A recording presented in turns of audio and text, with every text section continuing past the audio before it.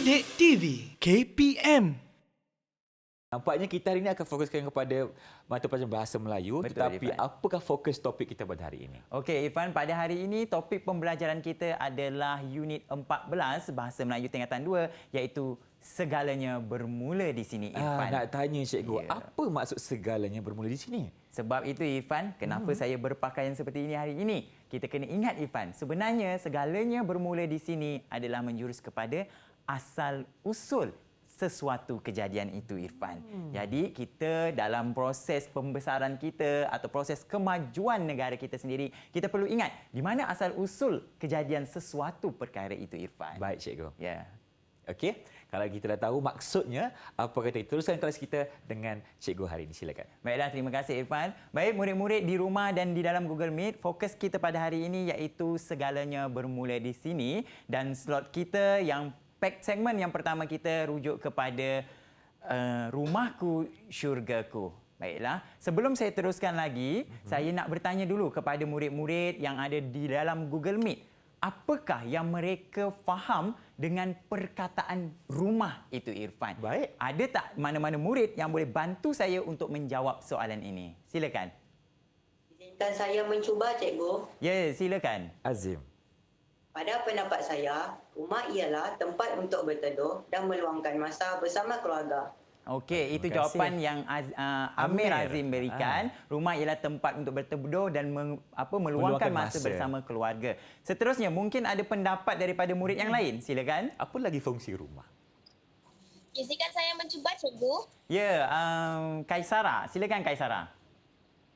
Pada pendapat saya, rumah ialah tempat tinggal, tempat untuk berehat dan tempat untuk mengeratkan silaturahim. Baiklah, itu jawapan yang diberikan oleh Kaisara. Rumah, tempat tinggal, tempat untuk mengeratkan silaturahim. Sama seperti Amir Azim. Jadi, jom kita lihat apa sebenarnya rumah mengikut tafsiran Kamus Dewan Bahasa edisi yang keempat. Jadi dapat kita lihat di sini ada beberapa maksud. Yang pertama, Irfan, kita boleh lihat bangunan untuk tempat tinggal. Baik. Maksudnya jelas kita nampak rumah itu ialah tempat seseorang atau sekumpulan mendiami kawasan tersebut. Dan yang kedua, sebarang bangunan secara umum ataupun gedung. Okey, ada juga yang dikatakan sebagai rumah ini satu tempat untuk menyimpan sesuatu barang. Okey, ataupun store, bahasa mudah dia lah. Okey, seterusnya, yang ketiga, pasukan atau kumpulan dalam olahraga di sekolah.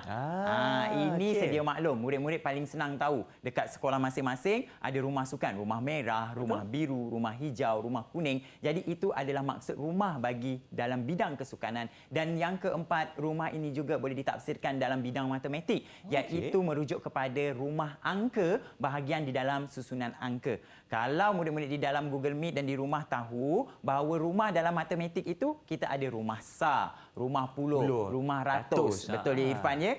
Ini rumah mengikut Kamus Dewan. Dan mari kita lihat apa tafsiran rumah itu sendiri menurut takrifan menurut buku teks muka surat 85 tingkatan 2. Rumah ditafsirkan sebagai tempat untuk kita berlindung daripada panas, matahari dan hujan ribut. Rumah juga menjadi tempat untuk melepaskan lelah setelah seharian bekerja, yang mana rumah ini menjadi untuk tempat kita membina keluarga yang bahagia sesuai, Irfan, dengan kata-kata yang selalu kita dengar, rumahku, syurgaku. Jadi di situ jelas maksud perkataan rumah yang ingin diterangkan, yang mana hari ini kita akan tengok rumah apa, kita akan tengok sebentar lagi. Silakan, Jadi cikgu. inilah dia, Irfan, pada hari ini murid-murid di dalam Google Meet dan di rumah juga akan melihat bagaimana kita kupas isu berkaitan rumah tradisional ataupun rumah moden. Sebelum itu, saya nak tanyalah murid-murid dalam Google Meet ni. Ada tak sesiapa yang boleh berikan contoh yang berkaitan dengan rumah tradisional yang terdapat di Malaysia? Silakan, siapa yang nak mencuba? Siapa nak kongsikan, boleh angkat tangan dan berikan jawapan. Silakan, ada murid cikgu. Ada siapa-siapa yang nak mencuba?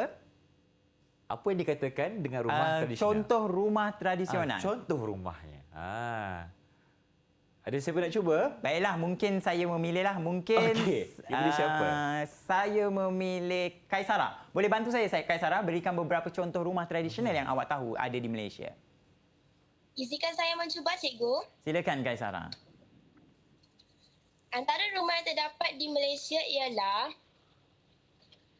Rumah Panjang Orang Ulu, Rumah Agam Peranakan dan Rumah Bugis di Johor. Baiklah, terima Tiga kasih contoh. Kak Sarah. Itu antara contoh ya Irfan, dan kita boleh lihat sebenarnya di depan kita sendiri ada contoh rumah tradisional, Betul. rumah Melaka. Dan rumah perak. Ya, betul sekali. Dan bila kita hendak lihat pula apakah perbandingan dengan rumah moden, rumah moden kita ada kepelbagaian jenis rumah. Yang mana rumah moden ini sebenarnya dipengaruhi oleh seni bina daripada barat, Irfan. Baik. Okey, baiklah. Dalam proses pembelajaran kita pada hari ini, sebenarnya kita hendak menyelesaikan masalah di mana kemahiran mendengar dan bertutur ditekankan dalam sesi pembelajaran ini dan murid-murid perlu menyelesaikan masalah. Sebelum itu, saya nak tanya, apa sebenarnya itu masalah? Ada tak murid yang nak berikan pendapat berkaitan maksud masalah itu? Silakan. Cikgu, izinkan saya mencuba. Ya, Fakihah. Silakan Fakihah. Pada pendapat saya, masalah ialah suatu perkara yang memerlukan penyelesaiannya atau suatu keadaan yang mempunyai kesukaran. Baiklah, terima kasih Fakihah. Itu maksud masalah yang cuba diberikan oleh Fakihah sebentar tadi Irfan, yang mana Fakihah ingin tahu bahawa masalah ini adalah perkara halangan yang perlu diselesaikan. Betul. Jadi bagaimana proses masalah ini perlu kita lakukan? Apa langkahnya? Okey, jadi saya kongsikan 3 langkah utama, iaitu yang pertama, setiap masalah ini kita perlu fahami maklumat yang diberikan dahulu dan kenal pasti apa sebenarnya masalah yang timbul daripada perkara tersebut. Seterusnya, kita akan melalui proses jelaskan masalah tersebut. Bila masalah tersebut berlaku, mengapa masalah tersebut berlaku perlu dijelaskan, dan proses yang terakhir ialah memberi cadangan penyelesaian kepada masalah yang berkesan. Maksudnya penyelesaian masalah itu diberikan secara berkesan. Bagaimana proses masalah ini diselesaikan berdasarkan masalah yang dinyatakan tadi Irfan. Baik. Didik TV KPM